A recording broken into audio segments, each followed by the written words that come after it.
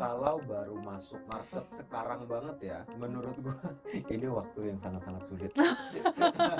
Trading itu kan menurut gua pekerjaan yang sangat-sangat sulit sebenarnya. Lo harus ngeliatin data setiap hari, lo harus manage psikologi lo sendiri. Apalagi kalau lo punya komunitas, lo harus manage psikologi si komunitas lo. Jadi gua disuntikin untuk belajar untuk trading. Lalu dari mungkin sekitar 5 atau 6 kali gua didanain bokap gua, semuanya itu rungkat. Portfolio hancur, ada yang minus 30%, ada yang minus 50%, dan itu awal-awalnya ya gue bisa sampai gak jelas. Gue gak merhatiin setiap hari juga, dan jadinya ujung-ujungnya nyambung. Jadi dari situ gue trial and error, sweet spotnya itu di saat.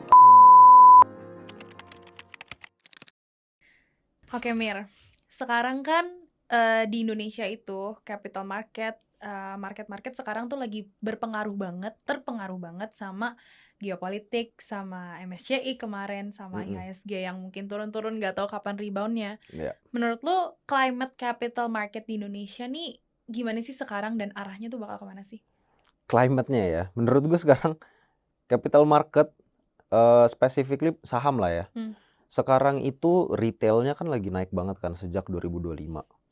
Dan sebelum itu pas gue lagi semangat-semangatnya nih main saham nih, gue ngeliat transaksi di pasar itu 7T itu aja udah rame banget gue ngeliatnya. Kadang-kadang bisa kalau lagi anomali gitu ya, bisa 8T, bisa 9T, itu udah rame banget. Beda banget sama zaman sekarang yang open 1 jam aja. Kayak tadi nih hari ini baru kita habis liburan seminggu kan ya. Tanggal 25 Maret lah ya hari ini. Kita baru buka sejam, itu transaksinya udah 7T sendiri. Gila. Jadi sekarang perkembangannya dalam 2 tahun terakhir itu udah jauh lebih rame, retailnya jauh lebih besar. Dan seharusnya kalau baru masuk market sekarang banget ya, menurut gua ini waktu yang sangat-sangat sulit. Karena udah rame? Bukan dari ramenya doang sih, dari sepanjang gua trading ya. Menurut gue ini masa-masa paling sulit untuk ditradingin. Karena banyak banget faktor-faktor eksternal sama faktor-faktor internal juga. Mulai dari kayak tadi kan MSCI, ada juga kayak masalah fiskal, APBN, ada juga neraca dagang segala macam. Semuanya itu sekarang lagi campur aduk. Jadi teori-teori yang biasanya gue pakai di market yang rasional itu nggak bekerja di market yang irasional gitu. Jadi menurut gue sekarang kalau orang-orang ya, menurut gue banyak yang baru banget belajar, jangan dijadiin patokan. Kalau market yang sekarang itu menurut gue bisa dibilang outlier, dan sebenarnya tuh nggak normal, nggak setiap hari market kayak gini. Jadi ya untuk yang baru belajar, menurut gue sih ada bagus-bagusnya juga. Karena kalau baru belajar abis itu langsung dapet yang sulit, nanti pas bull market udah kemungkinan besar bisa nangkep cuannya, nangkep momentumnya itu ya lumayan kotos-kotos gitu. Cuma ini baru perubahan nih, yang tadinya 2025 bullish banget, sekarang itu kebalikannya gitu kan ya. Yang tadi dia beli apapun naik, sekarang beli apapun turun. Dan baru banget hari ini pas buka, ini kita juga hoki gitu kan. Tiba-tiba ada peace talks between Trump and Iran gitu kan. Walaupun belum deal-deal banget, cuma it's a breath of fresh air yang tadinya gue udah expect bakal gap down, even trading halt, ternyata enggak juga, malah rebound marketnya. Gitu sih ya. Katanya perjanjian ini katanya cuman 7 hari, 5 hari, 7 hari. Antisipasinya awalnya apa tuh? 5 hari kan, awalnya 5 hari. Dan itu pun juga bahasanya military strikes are postponed. Betul. For 5 days. Itu pun juga dipostpone-nya cuman ke energy facilities sama power plants. Meaning ya other infrastructure bisa ditarget dong, ya kan? Benar. Tapi baru banget sebelum bursa kita buka hari ini, ada berita baru katanya tuh sekarang yang sebelumnya itu Iran masih ngebantah bahwa ada negosiasi apapun sama US. Sekarang US Irannya udah ngomong bahwa oke, beneran kita nih ada negosiasi nih. dan kita lagi ceasefire 30 hari. Tapi kita ada certain conditions. Salah satunya of course US disuruh back off military, semua suruh stop. Tapi yang paling gede adalah semua kapal di Strait of Hormuz itu dimintain royalty sama Iran. Kalau misalnya mau lewat Strait of Hormuz itu. Nah, itu mungkin satu titik yang menurut gua akan sulit untuk di-accept sama US ya. Karena I think dari yang udah gue pelajari, kayaknya waktu itu lu juga pernah bikin konten tentang Profesor Jiang gak sih? Ya kan, yang tentang predictive history kan. Ya, gue juga lagi suka tuh nontonnya Profesor Jiang kan. Gue juga belajar dari dia kayak salah satu objektif Iran itu kan sebenarnya untuk ngetopple US as a global economic superpower. The petrodollar. Iya, betul. Jadinya menurut gue kalau misalnya dia menerapkan sistem seperti itu, kayak ada royalty di Strait of Hormuz, dan itu kan sehat banget untuk ekonominya Iran kan. Yes. Sedangkan US-nya ini tujuannya adalah kebalikannya. Dia nggak pengen Iran itu bisa survive as an economy karena dia mengancam sistem petrodollar dengan banking sistemnya, dengan oil supply yang dia punya gitu kan. Pertanyaannya, apakah si royalty ini akan dibayar dalam US dollar atau dalam renminbi atau yen gitu kan? Mungkin Trump nge-counternya gitu kali ya. Oke, boleh royalty tapi pakai USD gitu ya. Gitu kan petrodollarnya jadi lebih kuat gitu kan. Iya. Cuma menurut gue unlikely sih untuk Iran mau kayak gitu ya. Dia juga kemarin-kemarin udah sempet kayak pas lagi panas-panasnya nih banyak kapal yang nggak bisa lewat selat itu, Iran itu sempet dia bikin peraturan kayak kalau misalnya dia ini dagang oilnya pakai yuan, specifically untuk oil yang pakai yuan doang ya, itu baru boleh dilewatin sama mereka gitu kan. So I think objektifnya Iran udah jelas banget, mereka itu nggak mau US itu survive economically dari war ini, dan mereka pengen kayak ngasih reminder loh, awas lu, jangan lu lakuin lagi ya kayak gini-gini ya gitu loh. Lu jangan macem-macem lu gitu katanya. Betul. Nah, balik lagi ke tadi market yang lu bilang sekarang tuh Indonesia, mungkin saham Indonesia itu marketnya sekarang lagi irasional banget. Kalau mungkin di instrumen lainnya yang kalau dari pengetahuan gue yang dari kripto itu kita punya cycle. Kalau untuk saham Indonesia sendiri tuh ada gak sih cycle tertentu atau mungkin fase-fase di mana oke, mungkin strategi tertentu tuh bisa dipakai untuk market rasional dan sekarang irasional, dan apakah hal-hal seperti ini tuh sering terjadi atau gimana sih? Ini tuh beberapa kali udah kejadian kayak gini sekarang ya, tapi scale-nya itu belum pernah segede sekarang. Jadi banyak banget by the hour itu ada berita-berita baru yang bisa mempengaruhi besok itu bullish atau bearish gitu. Jadi sekarang indeks kita itu posisinya lagi volatile banget. Bisa sehari tiba-tiba naik 1-2%, besoknya langsung jeblok lagi 2%. Dan kalau ngomongin cycle, sebenarnya semua market ada cycle-nya kan menurut gua. Dan di Indonesia ini kemarin itu lagi cycle-nya saham-saham konglo, dan sekarang kelihatannya kayaknya saham-saham konglo ini lagi sulit karena ada beberapa peraturan dari MSCI gitu kan. Yang pertama mengenai transparansi. Nah, transparansi ini biasanya kalau kita lihat saham-saham konglo, kebanyakan mereka ini ternyata free float-nya itu nggak sesuai sama yang ditulis lah, dipublish gitu. Dan free float ini kan ya artinya saham yang ada beredar di market kan. Dan kalau misalnya ternyata dia bilang free floatnya 20% dari total saham yang ada, 20%-nya itu bisa diperdagangkan. Ternyata kalau dicek lagi datanya, dikorek-korek, ternyata sisa 3% gitu. Jadi MSCI-nya tuh ngerasa kayak dikibulin gitu loh kayaknya sama konglo-konglo kita kan. Makanya mungkin dia ngambek, habis itu kita di-freeze. Nah, sekarang juga lagi ada yang namanya high concentration list.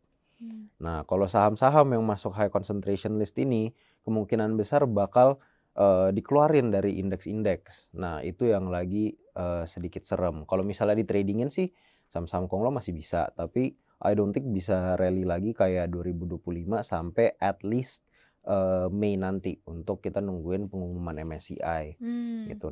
Nanti di Mei itu MSCI bakal ngomong nasib kita tuh bakal di downgrade ke frontier apa tetap ke jadi emerging market, Abis itu nanti mengenai inclusion dan exclusion saham-saham Indo juga ke depannya seperti apa, itu yang paling kita tunggu-tunggu kan. Soalnya narasi yang ada selama 2025 patah total di 2026. Jadi sepertinya yang tadinya fokusnya ke saham-saham konglo doang, sekarang gue ngeliat udah ada mulai rotasi ke sektor energi plus blue chip juga. Kalau gue perhatiin tuh dari kemarin telekomunikasi sama banking itu udah mulai ada volume juga gitu, telekomunikasi sama banking. Dan menurut gue kalau misalnya dua blue chip ini udah bisa bangkit, I think it's a good sign bahwa IHSG bisa recover secara sehat lagi gitu kan. Soalnya tadinya kan yang nopang indeks kita kayak saham-saham kayak DSSA contohnya yang nggak terlalu liquid, bisa siapapun bisa narik gitu kan, dan itu mempengaruhi IHSG, pergerakannya terlalu gede padahal kayak transaksi cuma berapa gitu loh, kayak jadi kayak dalam tanda kutip transaksi semu lah gitu. Nah kalau sekarang kita recovernya bisa pakai saham-saham blue chip, menurut gue jauh lebih sehat ke depannya, jauh lebih sustainable juga. Dan menurut gue in the long run lebih oke juga untuk orang-orang yang baru masuk ke saham, karena banyak banget kan retail kan seperti yang gue bilang.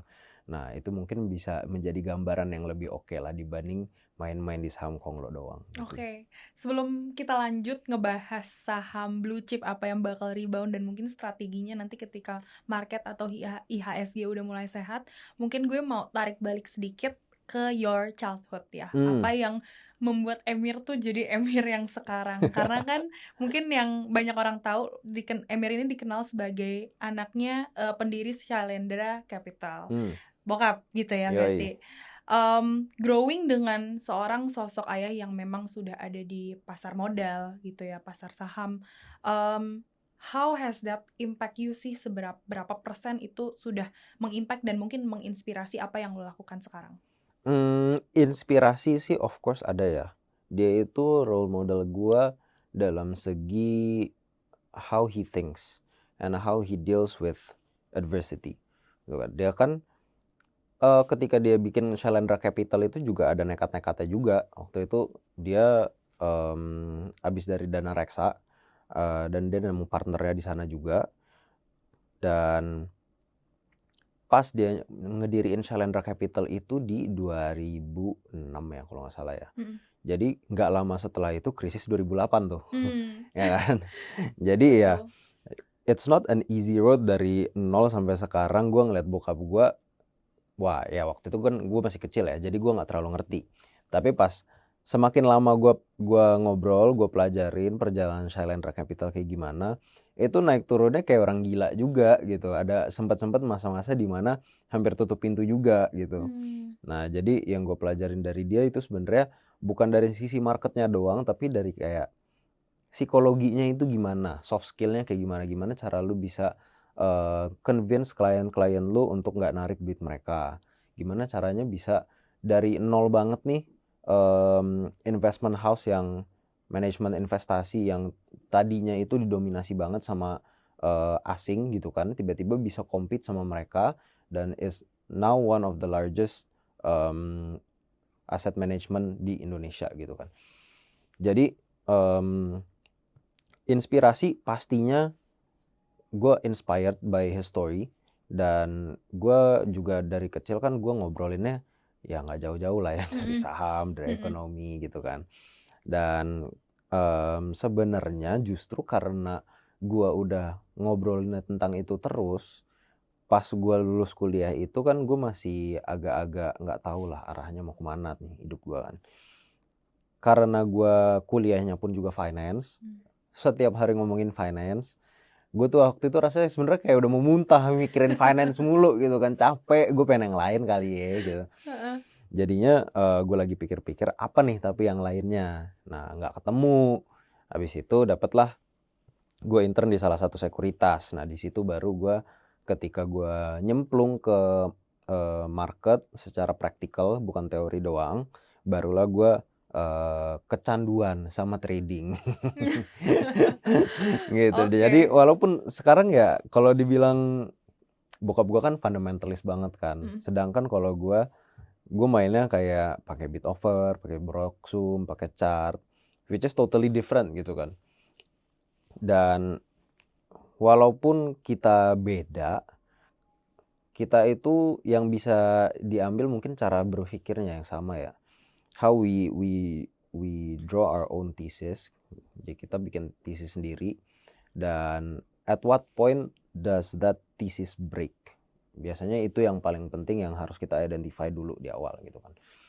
Jadi walaupun strategi kita beda, ada benang merahnya juga yang sama-sama gitu. Dan kadang-kadang kalau misalnya dari fundamental side-nya dia pilih saham apa, terus dari technical side-nya gue juga pilih saham yang sama. Nah biasanya itu yang bikin gue PD-nya luar biasa tuh. Kalau misalnya udah align nih ternyata sama nih Udah ternyata bikin di-confirm sama. ya sama Bener, bokap sendiri ya. ternyata udah di-confirm. Udah gue langsung all in, gas. Tapi pernah nyobain industri lain gak sih? Tadi kan sempat ada di titik ketika kayak muak banget nih kok kayaknya finance terus, pernah gak sih ngulik kayak industri lain? Kalau nyobain nggak pernah ya. Cuman baru pernah di otak doang. Karena waktu itu tuh gue sempet planningnya gue pengen nyobain marine biology sebenarnya. Karena jauh banget. Karena gue suka diving gitu kan. Gue suka marine conservation. Dan gue juga udah pernah volunteer di beberapa tempat gitu. Kayak buat coral restoration, bla bla bla gitulah. Tapi professionally sebenarnya gue belum pernah nyobain di mana-mana sih. Gue cuman ya itu passion gue aja di situ.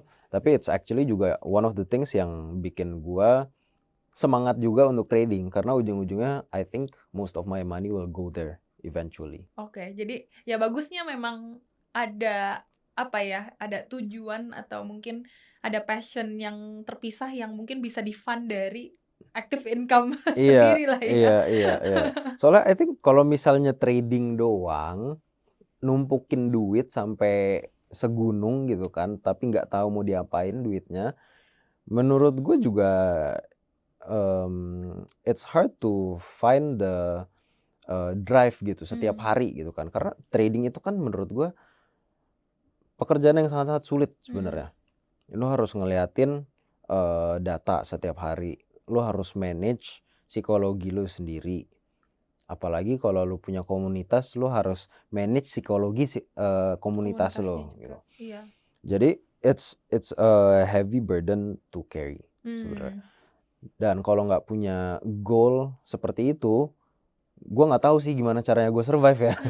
Karena setiap hari yang gue pikirin itu aja sih. Oh nanti gue ujung-ujungnya ke laut, gue ke laut. Nanti gue beli kapal, gue beli apa gitu kan. Jadi selalu I have something to look forward to gitu. Ada motivasinya juga. Iya. Oke, tapi first experience di saham tuh di umur berapa sih? Waktu itu 2021 akhir ya. Jadi ya umur 21 sih. Umur 21 lah. Ada kayak mungkin success story atau titik terendahnya gak pas baru nyemplung? Wah, titik terendahnya banyak ya sebenarnya ya. Enggak, soalnya tiap kali ada titik terendah, ternyata nextnya ada yang lebih rendah lagi. Di bawah tanah ada tanah lagi gitu, ada mayat ya. Gua pikir udah rock bottom nih, ternyata masih bisa nyelam lagi. Ceritain dong apa tuh titik terendahnya. Well, ada beberapa, gue nggak inget exactly ya di saham apa aja, tapi mungkin yang paling sakit adalah justru bukan rugi terbesarnya. Mungkin yang paling kena di otak gue adalah beberapa saham, contohnya kayak Aman Mineral gitu. Itu kan saham waktu itu IPO di harga kalau nggak salah kayak 2000-an. Dan waktu itu gue udah punya tesis sendiri, kenapa ini company bagus, kenapa gue mau beli. Gue beli di 2000 perak, lalu gue jual cuma di 2100. Dan gak lama abis itu dia rally sampai kayak 10.000, 20.000 loh. Wah, itu kan yang bikin justru gue kayak nyesek ya. Kenapa gitu loh? Kenapa? Kok gue bisa kelewatan dan habis itu gue nggak beli lagi gitu loh. Ya walaupun iya sih rugi sakit. Cuma hal-hal seperti itu menurut gue yang domino efek ke psikologi gue ke depannya gitu. Kalau loss, ya udah loss aja gitu. Walaupun lossnya juga salah satu titik terendahnya gara-gara loss juga sih. Gue kan portonya itu awal-awalnya gue didanain sama bokap kan. Jadi gue disuntikin untuk belajar untuk trading. Lalu dari mungkin sekitar 5 atau 6 kali gue didanain bokap gue, semuanya itu rungkat. Portonya hancur. Ada yang minus 30%, ada yang minus 50%. Dan itu awal-awalnya ya gue beli saham-sahamnya nggak jelas gitu kan. Yang saham-sahamnya terlalu gorengan, Iya. terlalu volatile, dan gue nggak merhatiin setiap hari juga, dan jadinya ujung-ujungnya nyangkut gitu. Jadi dari situ gue trial and error, nemu sweet spotnya itu di saham-saham second liner gitu. Heeh. Jadi yang nggak blue chip banget, tapi ada liquidity-nya, jadi gue masih bisa take advantage of the volatility gitu lah. Jadi setelah gue nemu sweet spotnya itulah, baru gue akhirnya yang terakhir kali disuntikin nih, nggak hancur nih portonya nih. Oke, akhirnya yang ini portonya berkembang gitu kan. Tapi kok bokap masih percaya setelah 5-6 kali Gue nyuntik juga dana? bingung. Sempet marah gak dia? Gue juga bingung, marah enggak sih? Oh, gitu. Marah enggak sih? Asal gue selalu punya alasan yang jelas kenapa gue beli dan jual saham tersebut. Jadi setiap kali gue didanain tuh gue selalu kayak ada konsultasinya gitu kan. Ada konsultasinya, gue beli saham ini. Terus gue jelasin dari awal kenapa gue thought prosesnya tuh dari A sampai Z, kenapa gue pengen beli saham ini, kenapa gue jual gitu kan.